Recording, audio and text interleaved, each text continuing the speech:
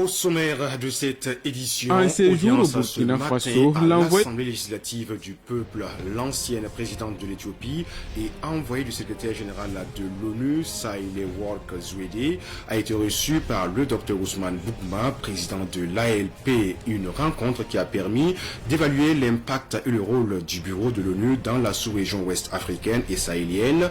C'est à suivre dans ce journal. Et puis, ils ont été sous le feu des projecteurs en faisant la fierté de leur famille, hissant ainsi le drapeau de Burkina Faso quand ils écument les scènes internationales. Mais que deviennent ces enfants une fois les projecteurs éteints? Quelles sont les causes probables de cette descente aux enfers et surtout quel avenir pour les enfants stars au Burkina Faso? Un dossier de Madina Touéraro à suivre dans cette édition. Mesdames et messieurs, bienvenue au journal de la mi-journée sur les antennes de Savane TV. Commençons avec cette actualité. Le président de l'Assemblée législative du peuple, Dr Ousmane Boukma, a reçu ce matin une envoyée du secrétaire général de l'ONU en la personne de Sahle-Work Zewde, ancienne présidente de l'Éthiopie. Cette rencontre avait pour but d'évaluer l'impact et le rôle du bureau de l'ONU pour l'Afrique de l'Ouest et le Sahel dans un contexte de mutation régionale. Yacouba Kiemtouré, spécial du secrétaire général de l'Organisation des Nations Unies, échange avec le président de l'Assemblée législative du peuple, Dr Ousmane Boukma.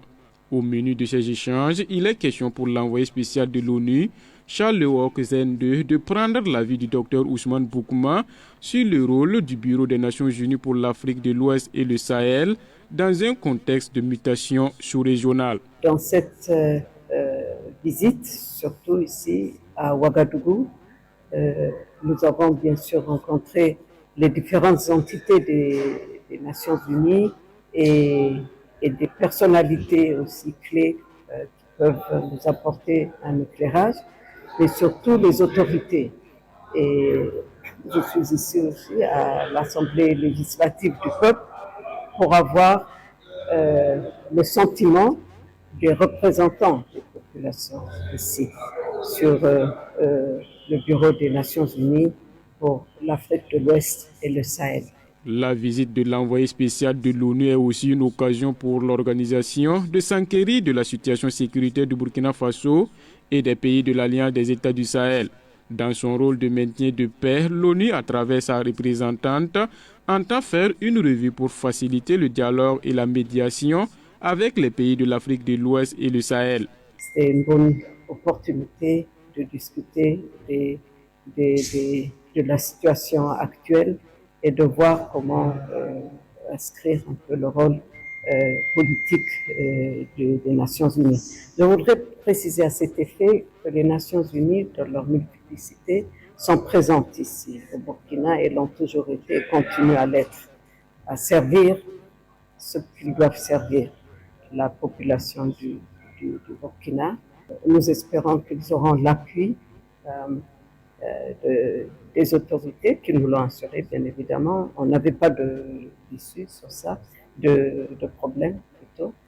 Et voilà, c'est pour cela que je suis ici. Je suis très heureuse de ma visite, des échanges que nous avons eus qui vont nous permettre de faire une revue la plus complète possible pour que ce bureau joue son rôle de prévention, joue son rôle de médiation de bons offices, joue son rôle de coordonnateur des partenaires.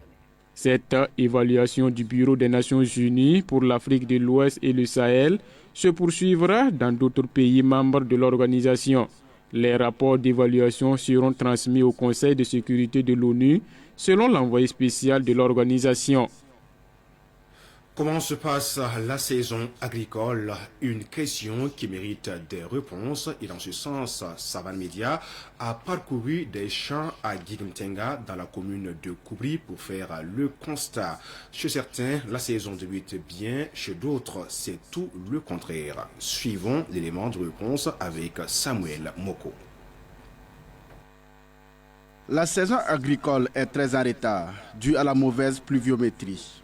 Cependant, l'espoir est toujours permis selon ces cultivateurs du village de Djigimtenga dans la commune de Koubri, près de Ouagadougou. Cette année, la saison a commencé tard ici. C'est dans le mois de juillet qu'on a commencé à semer et la pluie est vraiment irrégulière. Mais quand même, on a eu à semer. On est en train de réserver. Toutefois que la pluie se termine bien, on aura pour nous. La terre n'est pas fertile. Donc, nous demandons si on peut nous subventionner les engrais pour qu'on puisse agir sur nos champs pour que ça puisse bien produire. On a semé haricots plus arachides. On a eu à faire un peu de maïs aussi. Ici, la pluie a commencé en retard, ce qui fait que nos plants sont toujours petits. Sinon, chez certains, les plants sont bons, mais ces derniers temps, la pluie nous est avantageuse. Nous sommes à notre deuxième semence car nous avions semé avec les premières pluies et ça n'a pas pris. Nous demandons aux autorités de nous soutenir avec des tracteurs. Ça nous fera vraiment plaisir.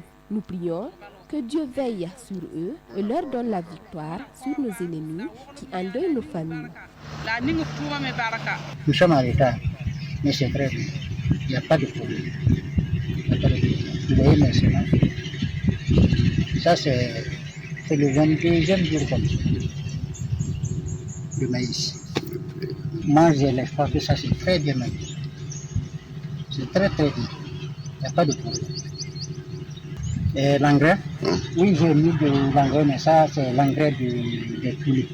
Le souhait de certains de ces agriculteurs rencontrés dans leurs champs est de voir le prix de l'engrais subventionné accessible à tous les cultivateurs pour le bonheur de tous. Tel est le cri de cœur de certains des cultivateurs. La direction provinciale de la jeunesse et de l'emploi du Kadiogo, avec l'appui de la direction des sports de la jeunesse et de l'emploi du Kadiogo, a célébré mercredi dernier la journée internationale de la jeunesse JIJ 2026 en différé. L'événement s'est tenu dans la salle des fêtes de la mairie de l'arrondissement numéro 2 de Ouagadougou en présence de Ruben Wilson Kodjo. La journée internationale de la jeunesse constitue une occasion privilégiée de méditer sur la place des jeunes dans la société, mais aussi de mettre en lumière leur capacité à prendre des initiatives. Placée sous le terme « rôle, responsabilité et engagement de la jeunesse burkinabé dans la construction d'un espace confédéral souverain », cette édition invite la jeunesse du Kadiogo à s'ériger en véritable force de proposition, d'action et de transformation patriotique. Il faut le rappeler que le 12 août passé, notre région, province à la fois, a pu donc célébrer la journée internationale sur le plan national réunissant tous les jeunes du Burkina Faso. Bon, on n'a pas voulu donc rester en marge. On s'est dit que pour notre région, pour notre province, il faille qu'on essaye aussi de faire quelque chose pour une cible des jeunes donnés. C'est pourquoi aujourd'hui, bien sûr, avec les directeurs provinciaux, on a initié donc cette journée pour encore communiquer sur les valeurs donc de la révolution progressiste populaire. Essayer donc d'informer aux jeunes leur place, leur rôle pour soutenir dans cette révolution amorcée. Être révolutionnaire ne se limite pas aux grands discours. C'est avant tout savoir traduire ses convictions en actes concrets sur le terrain. Sur le plan intellectuel, les jeunes peuvent contribuer en termes de propositions. Sur le plan de la science également, beaucoup peuvent contribuer. Donc, mon message à la jeunesse, c'est que nous devons rester engagés et mobilisés pour impulser aussi les changements. Parce que c'est de notre génération et la mission nous incombe. Maurice Konaté, haut-commissaire de la province du Kadiogo et président de cette cérémonie, a exhorté les participants à prendre pleinement leur destin en main. À la faveur de la journée internationale de la jeunesse, le message est clair, c'est inviter les jeunes à se mettre au travail, c'est inviter la jeunesse à être responsable, à prendre son destin en main. De toutes les façons, c'est cette jeunesse sur laquelle nous comptons pour mener en tout cas tous les combats qui s'ouvrent à nous. Chaque génération a ses défis et il appartient à chaque génération de relever ses défis. La nôtre aujourd'hui qui fait face à des attaques barbares, qui fait face au soubresaut de l'impérialisme, nous devons aussi être la pointe du combat pour que demain, notre nom puisse figurer dans l'histoire. Pour meubler cette journée de réflexion et de célébration, un panel d'échange autour du thème « Une vie de révolutionnaire » ainsi qu'une démonstration d'arts martiaux ont également rythmé les événements. Nous le disions en titre, ils ont connu la lumière très jeunes, porté les espoirs de leur famille et parfois même représenté le Burkina Faso sur les grandes scènes à l'international. Mais que deviennent ces enfants stars une fois les projecteurs éteints? Entre manque d'encadrement, études négligées, fréquentation à risque et pression sociale, certains peinent à trouver leur voie. Quel avenir pour les enfants stars du Burkina Faso? C'est dans un dossier qui porte la griffe de Madinatou Ouedraogo. Moi, j'ai fui même école là. Parce que bon, moi, je finis pas l'année. Ces propos viennent de lui-même. Oui, il s'agit du célèbre artiste et chanteur des années 2000 qui, à l'âge de 9 ans, a ramené le trophée de la Kora d'Afrique du Sud au Burkina Faso. Good evening, ladies and gentlemen. My name is Marton Junior. I'm come from Burkina Faso. Bonsoir tout le monde, je m'appelle Marton Junior. Je suis très content d'être là ce soir avec vous. Aujourd'hui, devenu majeur, Amadou Angoyeba, plus connu sous le nom de Marton Junior, revient sur les anecdotes qui ont marqué son succès. C'était tellement beau, magnifique, que je n'arrivais pas à en revenir parce que ce que je pensais, c'est pas ça. Parce que être un artiste à bas âge, vous savez que c'est pas facile. Il y a tout à notre possession, on va partout, on apprend des gens. C'était merveilleux. À son jeune âge, Marton Junior fuguait déjà pour rejoindre ses amis. Aujourd'hui, il estime que son échec dans sa carrière pourrait être lié en partie à ses mauvaises fréquentations. L'histoire d'enfantillage, l'histoire de fugue, il y a eu beaucoup parce que moi, étant jeune, et je me promenais, avant même que je commence la musique, je me promenais beaucoup. Donc, imaginez quand je suis devenu un artiste, ça c'est encore plus donner occasion à l'enfant de sortir. Moi, je ne savais pas que j'étais un artiste. Pour moi, artiste, c'était juste chanter seulement. Adama Ouedraogo, père de deux jeunes talents, Messi et Stéphane, du duo Les Petits Pionniers, nous raconte comment il a vécu le succès de ses enfants et surtout comment il veille à leur encadrement. Avec beaucoup de joie. J'étais fier de savoir qu'ils s'épanouissent dans la musique et de constater que le travail est apprécié par le public. Alors, on a une devise. La devise, c'est oser, lutter, savoir vaincre. Parce qu'on savait que c'était difficile. Donc, on a pris les petits pionniers, qui sont les plus jeunes révolutionnaires de la musique burkinabé.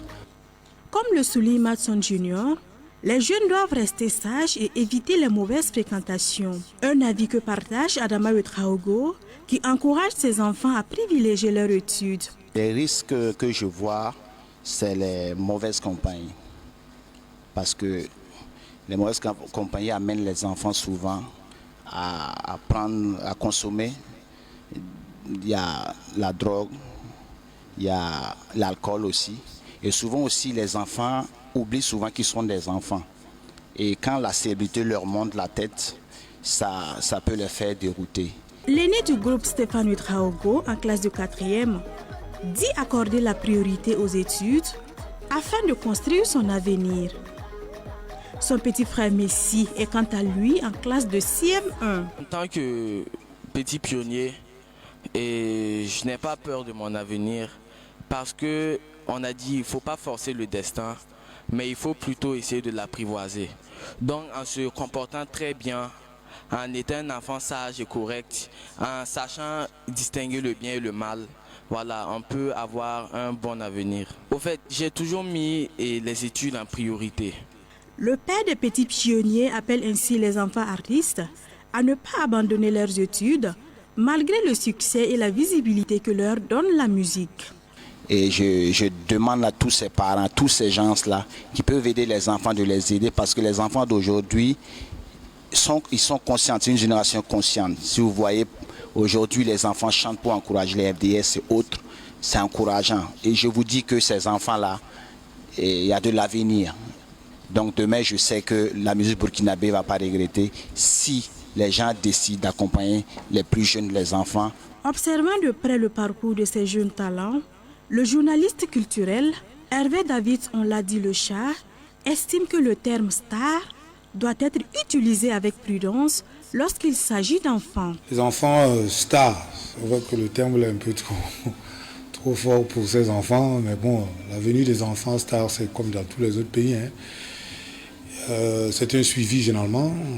Il faudrait qu'ils gardent non seulement leur vie de star très jeune, et puis leur vie de jeunes, d'enfants.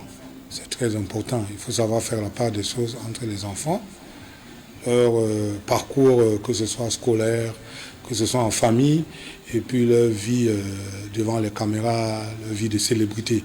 Pour lui, il faut savoir faire la part des choses entre la célébrité et la construction d'une véritable carrière artistique. Ce que je pense malheureusement de ces enfants stars, ils sont mal encadrés. Vraiment, leur avenir est parfois hypothéqué parce qu'après, l'enfant commence, quand il devient adulte, il commence à réclamer un certain nombre de ses droits. Même si parfois il a tort pour la plupart des cas, mais parce qu'il n'a pas été informé. Et donc il s'est dit qu'on l'a dupé, peut-être de par son enfance, et puis le fait d'être célèbre très jeune, ça lui donne parfois certaines orientations, mais certaines directives qui ne sont pas parfois en adéquation avec la loi. Selon Hervé David Onla, une planification est nécessaire pour accompagner ces jeunes talents. Un enfant célèbre ne devrait pas souffrir des conséquences de sa célébrité. Honnêtement, un enfant qui est célèbre ne devrait souffrir, n'est-ce pas, d'aucune difficulté dans le sens propre du terme. Maintenant, tout dépendra de l'encadrement, comme je l'ai dit plus tard. Donc, il est prédestiné déjà à devenir un acteur au développement, un acteur de la société. Cet enfant devient un peu, je veux dire, une étoile, n'est-ce pas, dans la société, un repère, n'est-ce pas, pour bon nombre de jeunes comme lui. Le journaliste culturel, qui a connu les débuts et le succès de Matson Junior, estime que la société porte également une part de responsabilité dans le parcours de l'ancien enfant star. Je dis pour Matson Junior, ça a été... C'est vrai que ce n'est pas une conclusion, mais pour moi, pour l'instant, jusqu'à ce qu'on parle, c'est un gâchis. C'est un gâchis dans ce sens où, quel que soit, je n'indexe pas un individu particulier, mais c'est la société en elle-même qui a un peu péché. C'est faisait partie des premiers artistes jeunes, n'est-ce pas, qu'on n'avait pas connus au Burkina Faso à cette époque. Nous-mêmes, on ne maîtrisait pas comment on pourra gérer ce genre de personnes. Il nous a surpris, nous tous, parce que il a été révélé sur le tas. N'oublions pas que c'est un enfant aussi, quand je dis sur le tas, qui a pratiquement vécu dans la rue, qui n'avait véritablement pas de géniteur, qu'on ne connaissait pas en tant que tel. C'est des personnes de bonne volonté, comme Junior Aïcha Junior, qui s'est battu et pleurait tous les jours, corps et âme, pour vraiment faire sortir cet enfant de là où il était, de l'ornière, où elle a pu le faire à sa manière. Aujourd'hui, Matson Junior vit au jour le jour entre les animations dans les mariages et les prestations de DJ dans les maquis. Si tu arrives à manger, tu arrives à gagner, à te doucher, tu arrives à gagner au moins quelque chose à mettre dans la poche, il faut lui dire merci. Parce qu'en dehors de la musique, il y a beaucoup de métiers que j'ai appris, mais les métiers que j'ai appris, ce n'est pas des métiers à laquelle où j'apprends et puis je me salue. J'ai fait des formations de technique. J'ai fait des animations de mariage des fois. Parce que après la musique, c'est ma passion. Matson Junior est aujourd'hui parfois pointé du doigt et victime de commentaires négatifs sous certaines de ses publications sur les réseaux sociaux. Il y a des gens qui vont voir la vidéo, ils vont commencer encore à mettre des trucs en bas. Moi, j'ai des preuves dans mon portable où j'ai publié mes petites prestations. Il y a des gens qui m'ont traité des noms bizarres, mais tu ne me connais pas, tu me juges. Ok, c'est pas grave, je suis d'accord. Tout un chacun de nous a ses qualités et ses défauts. La plupart de ces jeunes artistes sont invités à participer à des activités culturelles qui peuvent parfois se prolonger tard dans la nuit. Une pratique déconseillée par Hervé Davids Onla. Je fais peut-être partie des rares acteurs culturels qui interdisent que dans un événement comme le 12 PCA que les enfants viennent. Donc pour moi, c'est un peu mon combat. L'autre combat aussi, c'est le fait que même quand on organise un événement, à partir de 18h des festivals, c'est dommage que les enfants de 12 ans, les enfants du quartier viennent dans un festival. C'est un festival où on vend la boisson, les gens fument forcément, il y a la cigarette qui est vilipendée partout avec tout ce qu'on connaît comme vice. Un enfant de 12 ans, de 10 ans, moins que ça, même à moins d'un mineur ne doit pas rentrer dans un festival qui est destiné aux adultes. Une situation qui pose une autre question. Quel rôle certains médias jouent-ils dans le phénomène du starmania des enfants? Les médias jouent leur rôle. Moi, je pense que l'enfant est élève. Maintenant, les médias courent vers les personnes élèves, les médias courent vers les informations. Mais moi, je pense que c'est aux artistes, je veux dire aux encadreurs, n'est-ce pas, de savoir justement gérer ces médias-là. Parce que, vous savez, le droit à l'image est très important. Vous savez, on parle des enfants stars, mais les enfants aussi stars, ils ont aussi, comme les adultes, ils ont leur vie intime. Mais on mélange tout. Et les médias sont friands de tout ce qui est image de célébrité. Pour un enfant, c'est différent, un adulte. Pour lui, ces jeunes talents doivent être formés, encadrés et suivis par leurs parents, leurs producteurs et les professionnels du secteur artistique. Moi, j'encourage, n'est-ce pas, les producteurs, que ce soit les artistes musiciens, que ce soit les comédiens du théâtre, que ce soit du cinéma, ainsi de suite, que ce soit les écrivains, que ce soit autre chose, qu'ils aillent à la découverte justement de ces enfants stars, qu'ils les forment, et puis après, ils les dénichent, et puis ils organisent, n'est-ce pas, une bonne carrière pour eux. Moi, je pense que je les conseille véritablement à aller plus là-bas, parce que c'est plus facile de mieux les façonner, c'est plus de mieux les organiser à l'image, n'est-ce pas, de ce que nous voulons de notre culture demain. À 30 ans, Matson Junior demande aujourd'hui au Burkinabé un soutien pour relancer sa carrière musicale. Il travaille notamment sur un single destiné à valoriser les forces de défense et de sécurité. C'est le soutien. Et bon, vous voyez, en fait, quand je parle de soutien, c'est pour la musique que je parle. Je n'ai pas dit de m'aider financièrement. Single, je suis un single pour nos forces de défense, pour les FDS et les VDP de Burkina Faso, pour les encourager. Face à cette situation, le chant lance un appel au gouvernement pour un meilleur suivi des jeunes talents artistiques afin que leur célébrité précoce ne compromette pas leur avenir. Parce que qu'est-ce que la loi? Il y a des tests en vigueur là-dessus, les enfants célèbres, il y a les enfants, il y a les droits de l'enfant, il y a tout cela. Donc je pense qu'il faudrait que de plus en plus qu'on fasse ressortir les tests. J'espère qu'à chaque fois quand une équipe a un enfant qui est célèbre, et qu'il y ait des formations et qu'il y ait un regard, que l'État doit regarder le service social, la petite enfance qui s'occupe justement de ces personnes-là, de ces jeunes-là, de ces nourrissons, de ces enfants. Le cas de Joe, personnage de la célèbre série Burkinabé L'As du lycée, est également évoqué. Selon les informations, le jeune a été envoyé au Maroc par des influenceurs dans un centre de désintoxication pour une prise en charge liée à la consommation de stupéfiants. Tous ces parcours soulèvent une question essentielle. Quel avenir réservons-nous à nos enfants stars? Dernière articulation de cette édition, le centre Koligui a reçu la visite du groupe Onavo, que le groupe a une quarantaine de sous-agences de voyage. Ses membres sont venus s'imprégner du travail qui se fait au sein du centre qui est de former les pèlerins avant leur départ pour la Mecque, une visite suivie par Abdoulaye Kinda. La coordination nationale des agences de voyage pour l'organisation du Hajj et de la Umrah, CONAVO, a jugé opportun d'aller soutenir et encourager les membres du centre Kolingili. C'est un centre avec qui elle est en partenariat. Ce centre est la bienvenue. Si elle n'existait pas, il fallait donc la créer. Et ce centre donne un éclairage, donne une orientation, aide les pèlerins à aller accomplir le 5e pilier donc de l'islam, de savoir qu'est-ce que je pars faire en Arabie Saoudite, quel est le bénéfice que je peux revenir avec. Sinon, autrement, tu pars faire du tourisme et revenir sans aucun bénéfice. Alors que le Hajj, ce n'est pas du tourisme, c'est un voyage spirituel. C'est pas seulement venir rendre visite, c'est venir soutenir, dans un premier temps, encourager et féliciter et inviter les agents de voyage et tous les pèlerins à se former.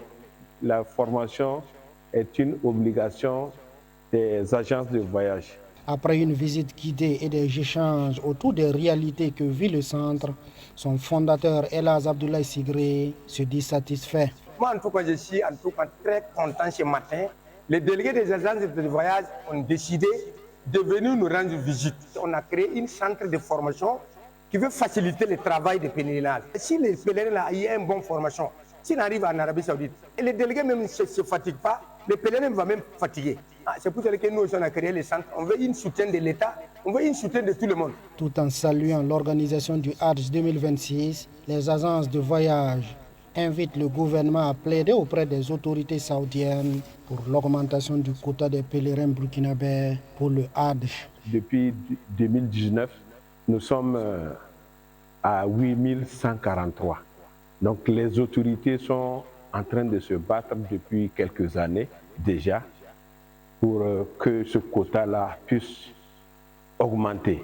Et nous prions Dieu pour que les autorités puissent aboutir, en tout cas puissent atteindre cet objectif-là, d'augmenter le quota, que le quota passe de 8143 à au minimum 13 000 ou 14 000 pèlerins pour le Burkina Faso. En rappel, le centre Kolingili accueille les nouveaux pèlerins, les forme sur tout ce qui doit se faire à la Mecque pour l'accomplissement du Hajj.